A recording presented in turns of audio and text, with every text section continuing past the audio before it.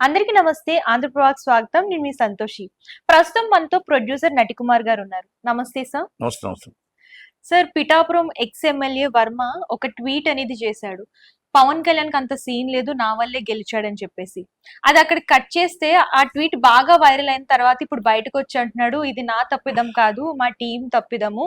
నేను అలాంటి వ్యాఖ్యలు చేయలేదు, పోస్ట్ చేయలేదు అనేసి అని అంటున్నాడు. ఇందులో ఎంతవరకు నిజముంది సార్? పోస్ట్ చేయలేదనేది అబద్ధం ఉండొచ్చు. హ్మ్.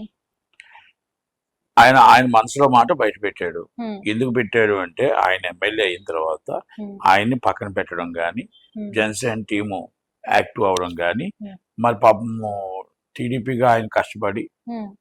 గెలిపించడం దాంట్లో కీలక పాత్ర పోషించాడు. హ్మ్. అవునన్నా కాదన్నా, ఎవ్వరు అవునన్నా కాదన్నా వర్మ గారు కీలక పాత్ర పోషించాడు. ఇది హ్మ్. వాస్తవం. టీడీపీ కీలక పాత్ర పోషించింది. హ్మ్. టీడీపీ లేకపోతే జనసేన లేదు, జనసేన లేకపోతే టీడీపీ లేదు. హ్మ్. ఈ రెండిట్లకి ఈ రెండు బీజేపీ లేకపోతే ఈ రెండు లేవు. హ్మ్. మనం అర్థం ఓకే. చేసుకోవాలి. హ్మ్. జగన్మోహన్ రెడ్డి నాకు ఈ గవర్నమెంట్ వద్దు, హ్మ్. ఈ 5 సంవత్సరాలు చేసిందే నేను చాలా దండుగా, హ్మ్. నాకు ఇంక నన్ను ప్రతిపక్షంలో కూర్చోబెట్టండి అని ప్రత్యక్షంగా ఆయనకి పరోక్షంగా ప్రత్యక్షంగా ఆయన వాళ్ళకి ఇచ్చాడు. హ్మ్. అంతే తప్ప హ్మ్. జగన్మోహన్ రెడ్డి మీద యాంటీగా ఓటేయలేదు జనాలు. హ్మ్. ఓకే. అది అంటే ముగ్గురు కలయిక. జగన్మోహన్ రెడ్డి గారు ఆయన ఆలోచనలు, ఆయన అరెస్ట్ చేయడం, దత్తపుత్రుడు ఒకటవ్వడం, హ్మ్. బీజేపీ వీళ్ళతో పాటు ఒకటవ్వడం, హ్మ్. ఇవన్నీ కలిసి వచ్చి ఆయన ఓటమి చెందాడు. హ్మ్. నెంబర్ 1. ఇంకో మాట ఏమంటానంటే వర్మ గారి బాధ ఉండదు. హ్మ్.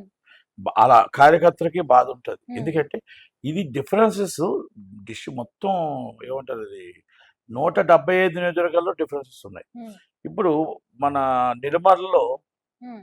జనసేన నించున్నారు ఆమె. హ్మ్.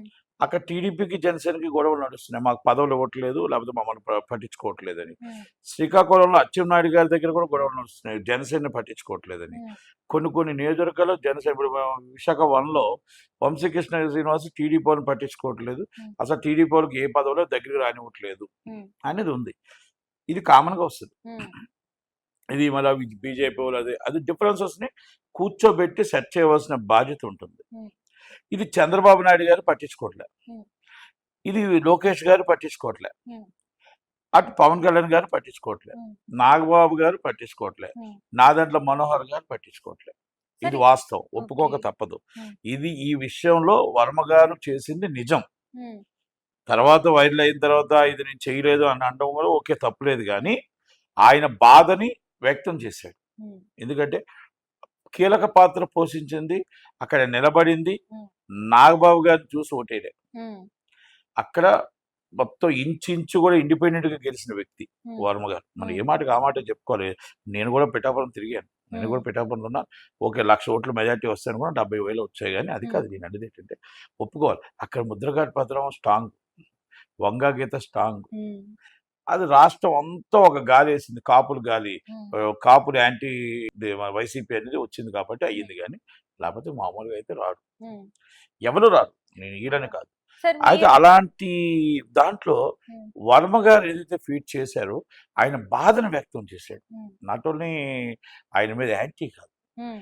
నేను ఎంత కష్టపడ్డాను, టీవీ మీకోసం ఏం చేశాను, నాకు ఏదైనా ఒక ఎమ్మెల్సీయో లేకపోతే పదోన్నతం ఏదో నా సీట్ని మీకు త్యాగం చేశాను కదా. హ్మ్.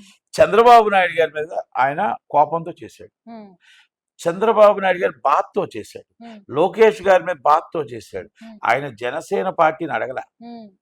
అంటే ఆయన ఎందుకు అడిగాడంటే, సార్ నేను మీకు త్యాగం తెమ్మంటే నేను చేశా, మీరు కష్టపడమంటే కష్టపడ్డాను, గెలిపించమంటే ఆహోరాత్రుల్లో నేను ఒక సామాన్య కార్యకర్తగా ఆయన వెనకాల కష్టపడి చేశాను కదా. హ్మ్.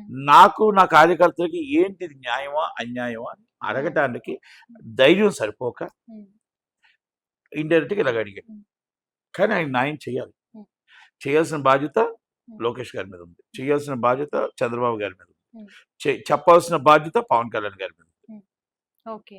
దీంట్లో మనం ఆయన్ని తప్పు పట్టడానికి ఏ కోసానా లేదు. హ్మ్. ఓకే, ఆయన వల్ల గెలిచాడా లేదా, ఓడాడా, ఇది తప్పు ఇప్పుడు హ్మ్. మాట్లాడే సందర్భం కాదు. హ్మ్. ఆ రోజు ఆయన మీరు గెలరు అనుకున్నప్పుడు, ఆయన వల్ల గెలలేదు అనుకున్నప్పుడు మీరు ఆయన పక్కన పెట్టి వస్తుంది. జనసేన మొత్తం టోటల్గా పిఠాపురంలో పొత్తొద్దు అనుకోవాలి. అంతే కదా. ఆయన మీరు తిట్టకూడదు, మిమ్మల్ని ఆయన తిట్టకూడదు. ఒక కూటమిలో పొత్తు ధర్మం పాటించాడు ఆయన. ఉమ్, పొత్తు ధర్మంలో ఆయన కూడా మిమ్మల్ని రికమెండ్ చేయమంటున్నాడు. ఉమ్, అంటే ఇండైరెక్ట్ గా నన్ను కూడా నా కార్యకర్తలకి సమానంగా చూడండి అన్న ఒక బాధని ఆయన చెప్తున్నాడు. ఉమ్, అది పవన్ కళ్యాణ్ గారి మీద ఫీట్ చేస్తే ఆ ఫీట్ చంద్రబాబు నాయుడు గారి దగ్గరికి వెళ్తుంది, లోకేష్ గారి దగ్గరికి వెళ్తుంది. అయ్యో మనం వర్మ గారిని మర్చిపోయామా అనేది జ్ఞాపకం లేదు కాబట్టి అది మర్చిపోయామా అనేది ఒక ఫీలింగ్ వస్తుందండి. ఉమ్, ఆయన బాధ తప్ప పవన్ కళ్యాణ్ గారి మీద కోపము, జనసేన మీద కోపము ఎప్పుడూ లేదు. పవన్ కళ్యాణ్ గారు అంటే అభిమానం ఉంది, పవన్ కళ్యాణ్ గారు అంటే ప్రేమ ఉంది, పవన్ కళ్యాణ్ గారు అంటే ప్రాణం పెడతాడు. ఈ నో డిస్ప్యూట్స్, ఇక్కడ డిస్ప్యూట్స్ లేవు. ఆ బాధను మనం అర్థం చేసుకోవాలి. అంతే తప్ప మనం వాళ్ళు మీరంతా తప్పది. ఏ విషయంలో వర్మ గారిని మనం జనసేన కార్యకర్తలు కూడా ప్రతి ఒక్కరు అర్థం చేసుకోవాలి. ఆ రోజు మనతో ఎలా కష్టపడ్డాడు. ఉమ్, టీడీపీ కార్యకర్తలు వాళ్ళ కార్యకర్తల కోసం ఆయన అడిగే బాధ్యత ఆయనకు ఉంటుంది. నాయకుడు కదా. ఆ నాయకుడు అడుగుతున్నప్పుడు వాళ్ళ నాయకులు ఆయన మర్చిపోయారు అన్న దాని మీద ఆయన కొంచెం జ్ఞాపకం చేసాడే తప్ప ఎవరిని అసభ్యకరంగా మాట్లాడలేదు. కనుక ఆయనకి పదవి ఇవ్వాల్సిన బాధ్యత ఉంది, ఆయనకు ఉన్నత స్థితిలో పెట్టాల్సిన బాధ్యత ఉంది. కనుక రికమెండెడ్ బై పవన్ కళ్యాణ్ గారు చెయ్యాలి. కనుక లోకేష్ గారిని వాళ్ళు కూడా చూసి పెద్ద మనసుతో ఆయనకి మంచి వాళ్ళ కార్యకర్తలకు వాళ్ళకి పొజిషన్ ఇవ్వాలి. కూటమి కలిసి ఉంటే కూటమి, ఉమ్, విడిపోతే కూటమి ఉండదు. కలిసి ఉండాలి. ఆ కలిసి ఉండే పరిస్థితి రావాలి అంటే ఈ డిస్ప్యూట్స్ రాకూడదు. ఇది ఒక్క 175 నియోజకవర్గాల్లో ఈ డిస్ప్యూట్స్ ఉన్నాయి. మీకు తిరుపతిలో ఉన్నాయి, ఉమ్, మీకు అన్ని దిక్కులో ఉన్నాయి. కనుక దాన్ని సార్ట్అవుట్ చేయాల్సిన బాధ్యత పెద్దల మీద ఉంది. కూర్చొని సార్ట్అవుట్ చేయాలి. ఇప్పుడు కార్యకర్త ఆశించేది ఏంటి? మన గవర్నమెంట్ ఉండేటప్పుడు మాకు పోస్ట్ ఏదైనా వస్తే, కింద సైడ్ పోస్టులు వస్తే మేము గవర్నమెంట్లో ఉన్నామని చెప్పుకోవడానికి ఉంటుంది. ఉమ్, లోకల్ ఎమ్మెల్యే దగ్గర కొన్ని పోస్టులు ఉంటాయి. ఇది ట్రస్ట్ బోర్డ్ చైర్మన్స్ అని, అదని ఇదని, మామూలుగా టెంపుల్స్ చైర్మన్స్ అని, లేకపోతే సత్రవుల చైర్మన్, డిఫరెంట్ బోర్డ్ మెంబర్స్ ఇవన్నీ ఉంటుంటాయి. ఓకే. ఆ మెంబర్షిప్లో డైరెక్టర్స్ అని అయ్యని అది రికమెండెడ్ బై ఎమ్మెల్యే ఎవరు ఉంటే వాళ్ళకే వేసుకుంటాడు. ఉమ్, అది కాదు, సమానంగా చెయ్యండి అని అడుగుతున్నారు వాళ్ళు. ఉమ్, బీజేపీ వాళ్ళు కానీ, జనసేన వాళ్ళు కానీ, టీడీపీ వాళ్ళు కానీ, మా అందరికీ సమానంగా చేయండి, ముగ్గురు కూటమిలో ఉన్నాం కదా, మాకు కూడా చెయ్యండి అని అడుగుతున్నారు వాళ్ళు. ఓకే. అది కొన్ని టెంపుల్స్ ఉంటాయి కదా, టెంపుల్స్ కానీ ఇదే ఆ కింద ఆయన సైజులో ఉన్న ట్రస్ట్ బోర్డు అయిన నెంబర్స్ కానీ ఏది ఉన్నా ఆయనకున్న పోస్టులు కానీ, హాస్పిటల్స్ చైర్మన్స్ కానీ ఉంటాయి, లోకల్ బాడీ చైర్మన్స్, డైరెక్టర్స్ అన్నీ ఉంటాయి. దాన్ని అడుగుతారు. మార్కెటింగ్ కమిటీ చైర్మన్లు ఇవన్నీ ఉంటాయి కదా, అవి అడుగుతారు. మెయిన్ పోస్టులు కావు.